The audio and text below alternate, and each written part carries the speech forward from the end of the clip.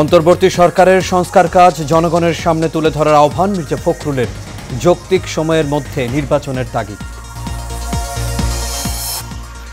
ভারতের সঙ্গে দ্বিপাক্ষিক সম্পর্কের অন্তরায় সীমান্ত হত্যা, বললেন পররাষ্ট্র উপদেষ্টা। ঠাকুরগাঁওয়ে বিএসএফের গুলিতে নিহত 1, আহত 2। এবং ইতালি দূতাবাসে জমা দেয়া পাসপোর্ট ভিসা ফেরতের দাবিতে ভুক্তভোগীদের মানববন্ধন, প্রধান উপদেষ্টার হস্তক্ষেপ কামনা।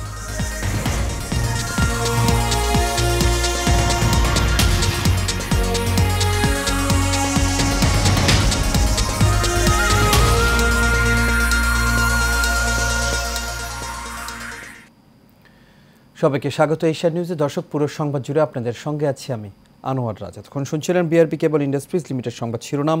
এবার চলে যাচ্ছি পুরো খবরে। রাষ্ট্রপতি মোহাম্মদ শাহাবুদ্দিনের সাথে সাক্ষাৎ করেন সেনাবাহিনীর প্রধান জেনারেল ওয়াকারুজ্জামান। বঙ্গভবনে সাক্ষাৎকালে সেনাপ্রধান জেনারেল ওয়াকারুজ্জামান সেনাবাহিনীর সার্বিক কার্যক্রম সম্পর্কে রাষ্ট্রপতিকে অবহিত করেন। এছাড়া তিনি দেশব্যাপী আইনশৃঙ্খলা ও শান্তিপূর্ণ পরিস্থিতি বজায় রাখতে সেনাবাহিনীর কার্যক্রমও তুলে ধরেন। রাষ্ট্রপতি দেশের সার্বিক আইনশৃঙ্খলা পরিস্থিতি রক্ষা ও জনগণের জানমালের নিরাপত্তা প্রদানে সেনাবাহিনীর ভূমিকার ভূয়সী প্রশংসা করেন। এছাড়া রাষ্ট্রপতি দেশের উত্তর ও দক্ষিণ পূর্বাঞ্চলে সাম্প্রতিক বন্যায় বানভাসী মানুষের কাছে ত্রাণ পৌঁছানো এবং দুর্গত এলাকায় উদ্ধার কাজে সেনাবাহিনীর কর্মকাণ্ডেরও প্রশংসা করেন।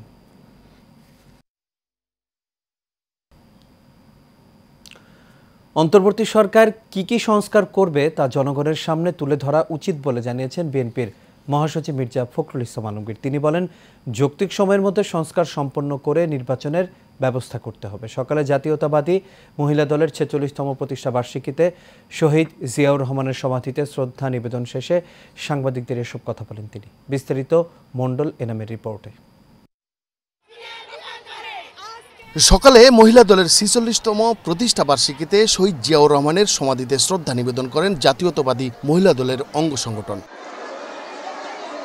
এই সময় মির্জা ফখরুল বলেন, যে স্বাধীনতা অর্জন হয়েছে তার সুফল পেতে গণতন্ত্র ও আইনের শাসন প্রতিষ্ঠা করতে হবে।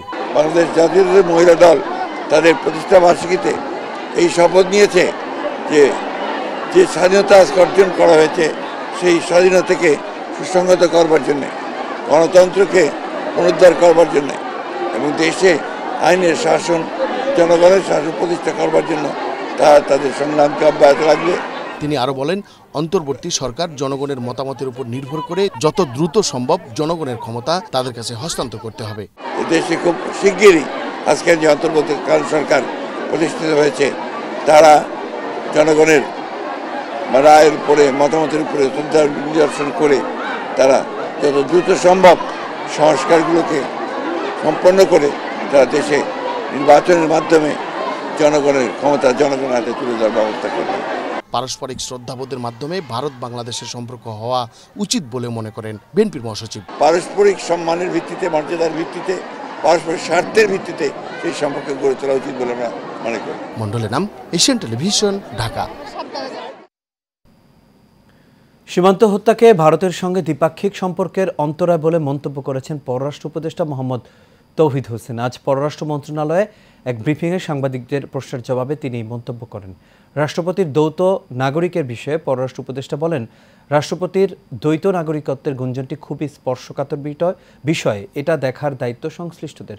সবশেষে প্রয়োজনে যুক্ত হতে পারে পররাষ্ট্র মন্ত্রণালয়। যখন আপনারা বলছিলেন যে সোনালী সম্পর্ক চলছে তখন এক্স্যাক্টলি ঠাকুরগাঁওয়ের বালিয়াডাঙ্গি সীমান্তে বিএসএফের গুলিতে 1 জন নিহত ও আহত হয়েছে 2 জন। রাতে ধনতলা বিজিবি সীমান্তের পাশ দিয়ে ভারতে অনুপ্রবেশ করার সময় ভারতীয় ডিঙ্গাপাড়া বিএসএফ বাহিনী গুলি চালালে ঘটনাস্থলে শ্রী জয়ন্ত কুমার সিংহ ভারতের অভ্যন্তরে গুলিবিদ্ধ হয়ে নিহত হয়। এই ঘটনায় তার সাথে থাকা আরও 2 জন আহত হয়েছেন। বিষয়টি নিশ্চিত করে বালিয়াডাঙ্গি থানার অফিসার ইনচার্জ ফিরোজ কবির বলেন, কী কারণে তারা ভারতে অনুপ্রবেশ করার চেষ্টা করেছিল তা নিশ্চিত হওয়া যায়নি।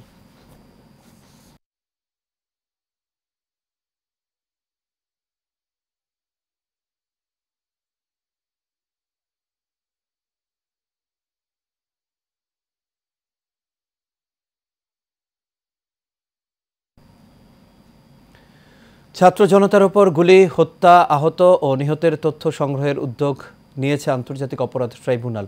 আজ বিষয়টি গণমাধ্যমকে নিশ্চিত করেন ট্রাইব্যুনালের কর্মকর্তারা। জুলাই অভ্যুত্থানে আহত নিহতদের পূর্ণাঙ্গ তালিকা এখনও সম্পন্ন করেনি সরকার।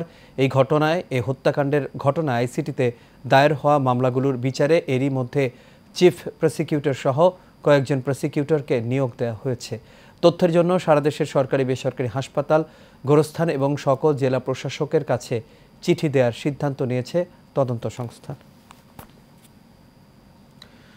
ইতালি দূতাবাসে জমা দেওয়া পাসপোর্ট, ভিসা সহ ফেরত দেওয়ার দাবিতে মানববন্ধন ও গণ অবস্থান কর্মসূচি নেন ভিসা প্রত্যাশী প্রার্থীরা। রাজধানী গুলশান বিচারপতি শাহাবুদ্দিন পার্কে এই মানববন্ধন করেন তারা। এ সময় তারা পাসপোর্ট সহ ভিসা পেতে প্রধান উপদেষ্টা ডক্টর মোহাম্মদ ইউনূসের সহযোগিতা কামনা করেন। বিস্তারিত নূর মোহাম্মদ ভুইয়ার রিপোর্টে। গেল বছরের ২৭শে মার্চ ওয়ার্ক পারমিট ভিসার ঘোষণা দেয় ইতালি সরকার, যে তালিকায় রয়েছে বাংলাদেশের নাম।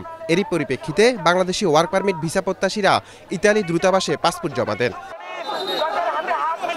পরবর্তীতে গত বছরের আগস্ট থেকেই ভিসা দেওয়া বন্ধ করে দেয় ইতালি দূতাবাস। ফলে প্রায় ৭০,০০০ মানুষ ক্ষতিগ্রস্ত হয়েছে। ভিসা সহ পাসপোর্ট ফিরে পেতে গুলশান শাহাবুদ্দিন পার্কে মানববন্ধন করেন ভিসা প্রার্থীরা। আমাদের এখন একটাই দাবি, ফেসবুকে ভিসা সহকারে আমাদের পাসপোর্ট ফেরত দিতে হবে, যত দ্রুত ওগুলো 1 মাসের ভিতরে। আমাদের দাবি এখন একটাই, আমাদের পাসপোর্ট ভিসা একসাথে দিতে হবে। আমরা ভিসা সব আমাদের ডেলিভারি চাই।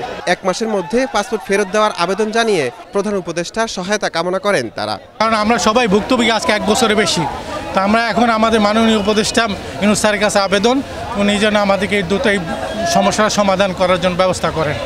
সরকারকে যেন বলে ভিসা সব অতি দ্রুত দিয়ে দেয়। ভাই আমরা অনেক হাজার হাজার লোক ভুক্তভোগী হয়ে রয়েছেন। ইতালির প্রধানমন্ত্রীর কাছে একটাই আমার আবেদন, যে আমাদের পাসপোর্ট দ্রুত ফেরত দেয়। আজকে 1 বছর ওয়েট করাইছে, আমাদের ওই ভিসাও ক্যান্সেল হয়ে গেছে। এখন আমরা ভিসা সহ পাসপোর্ট, আর কোনো দাবি নেই। পাসপোর্ট ফেরত না পাওয়ায় অন্য দেশেও আবেদন করতে পারছেন না ভুক্তভোগীরা। নূর মোহাম্মদ ভুঁইয়া, এশিয়ান টেলিভিশন, ঢাকা। সংবাদের এই পর্যায়ে থাকছে সারা বাংলার খবর।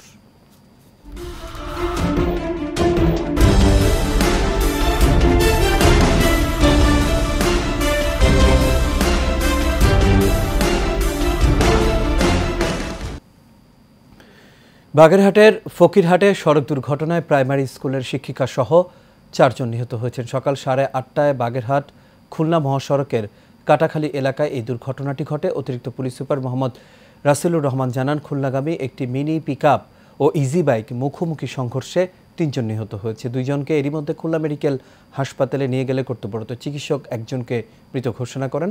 তাৎক্ষণিকভাবে নিহত ও আহতদের নাম পরিচয় জানাতে পারেনি পুলিশ।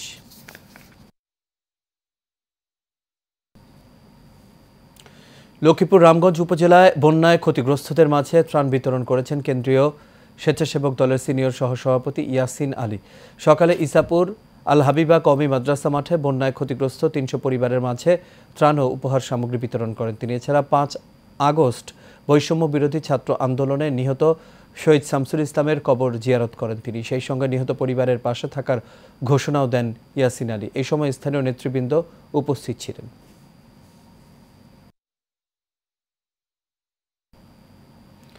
বন্যার্ত মানুষের পাশে দাঁড়িয়েছে দেশের সবচেয়ে বড় অরাজনৈতিক জাতীয় পেশাজীবী সংগঠন বাংলাদেশ বিক্রয় প্রতিনিধি জোট। সাংগঠনিক কার্যক্রমের পাশাপাশি সংগঠনটি সমাজ ও রাষ্ট্রের যে কোনো প্রয়োজনে তাদের সাংগঠনিক ভূমিকা রেখে মানুষের পাশে দাঁড়াতে চায়। এরই ধারাবাহিকতায় গতকাল একযোগে কুমিল্লা, লক্ষ্মীপুর, নোয়াখালী ও ফেনীর বন্যায় ক্ষতিগ্রস্তদের মাঝে নগদ টাকা এবং ত্রাণ সামগ্রী দিয়েছে বিক্রয় প্রতিনিধি জোট কেন্দ্রীয় কমিটির সদস্যরা। কর্মসূচির উদ্বোধন এবং কার্যক্রম পরিচালনা করেন কেন্দ্রীয় কমিটির সভাপতি মঈনুদ্দিন প্রধান। এ সময় উপস্থিত ছিলেন কেন্দ্রীয় কমিটির সাধারণ সম্পাদক আব্দুর রহিম সহ আরও অনেকেই।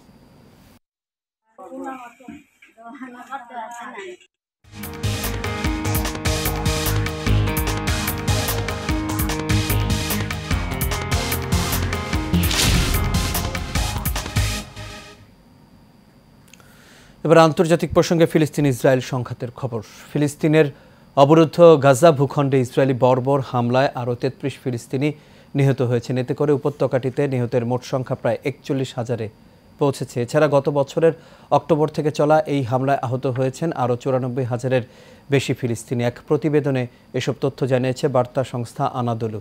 জাতিসংঘের মতে ইসরায়েলের বর্বর আক্রমণের কারণে গাজার প্রায় 85% ফিলিস্তিনি বাস্তুচ্যুত হয়েছেন, আর খাদ্য, বিশুদ্ধ পানি এবং ওষুধের তীব্র সংকটের মধ্যে গাজার সকলেই এখন খাদ্য নিরাপত্তাহীন অবস্থার মধ্যে রয়েছে।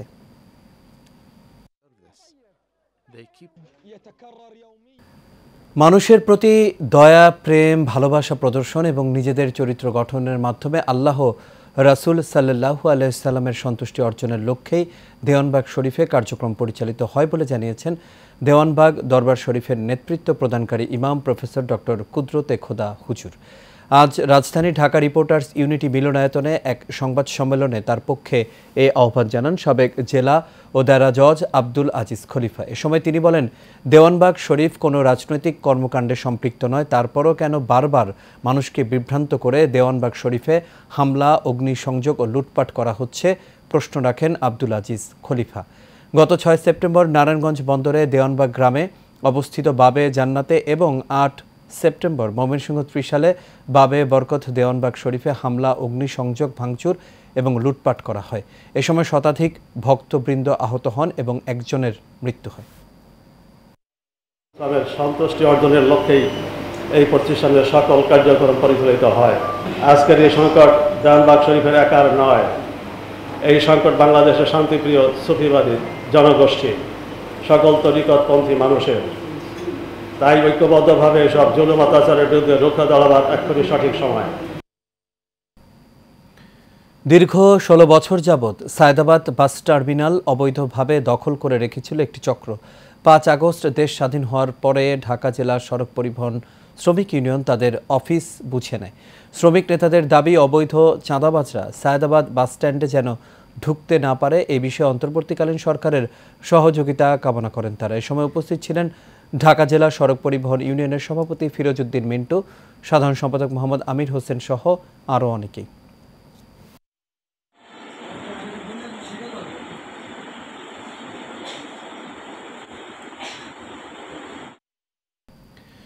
উত্তরা এন্ট্রাস্ট গ্রুপের গ্র্যান্ড ওপেনিং অনুষ্ঠান অনুষ্ঠিত হয়েছে। AH টাওয়ারে 12 তলায় এই আয়োজন করা হয়। এই সময় উপস্থিত ছিলেন এন্ট্রাস্ট গ্রুপের চেয়ারম্যান মোহাম্মদ শওকত পারভেজ, ব্যবস্থাপনা পরিচালক মোহাম্মদ আবুল বাশার, পরিচালক আমিনুল ইসলাম খোকন, তামিম খান, আব্দুর রাজ্জাক, শামীম আহমেদ ও সৈয়দা মরিয়ম হক সহ আরও অনেকেই।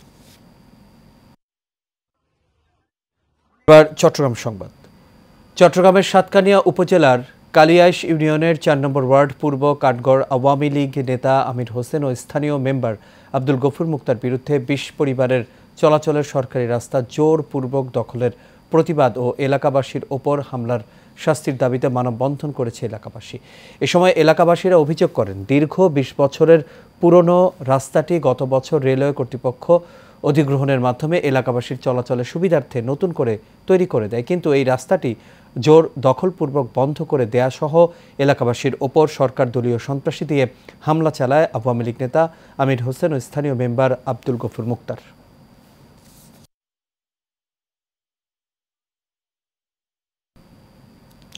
এবার প্রবাসের খবর। আগামী 27 অক্টোবর অনুষ্ঠিত হতে যাচ্ছে যুক্তরাষ্ট্রে বাঙালি কমিউনিটির সর্ববৃহৎ সংগঠন বাংলাদেশ সোসাইটি ইনোকের নির্বাচন উপলক্ষে যুক্তরাষ্ট্রের নিউ ইয়র্কের জ্যাকসন হাইটসে নবান্ন পার্টি হলে রুহুল জাহিদ পরিষদের প্যানেল পরিচিতি সভার আয়োজন করা হয়। এ সময় প্যানেলে থাকা 18 জন সদস্যকে সবার সঙ্গে পরিচয় করিয়ে দেওয়া হয়। অনুষ্ঠানে সভাপতিত্ব করেন প্রয়াত সভাপতি কামাল আহমেদের সহধর্মিণী আফসারি আহমদ। এ সময় সভাপতি প্রার্থী রুহুল আমিন সিদ্দিকী ও সাধারণ সম্পাদক জাহিদ মিন্টু বলেন, তারা নির্বাচিত হলে ঐক্যবদ্ধ কমিউনিটি মূলধারার অবস্থান সুদৃঢ় করার লক্ষ্যে কাজ করে যাবে। আর এর সাথে শেষ করবে এশিয়ান নিউজ। তবে যাবার আগে বিআরবি কেবল ইন্ডাস্ট্রিজ লিমিটেড সংবাদ শিরোনামগুলো দেখে নেব দর্শক। আরও একবার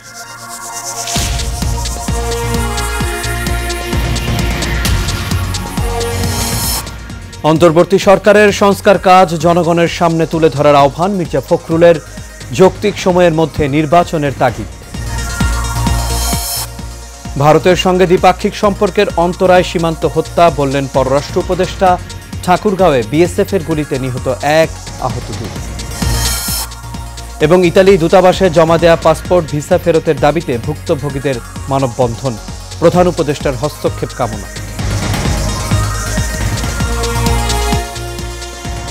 দর্শক, এই ছিল আমাদের এখনকার আয়োজন। আমাদের পরবর্তী সংবাদ দেখার আমন্ত্রণ রইল। এতক্ষণ সাথে থাকার জন্য সবাইকে ধন্যবাদ।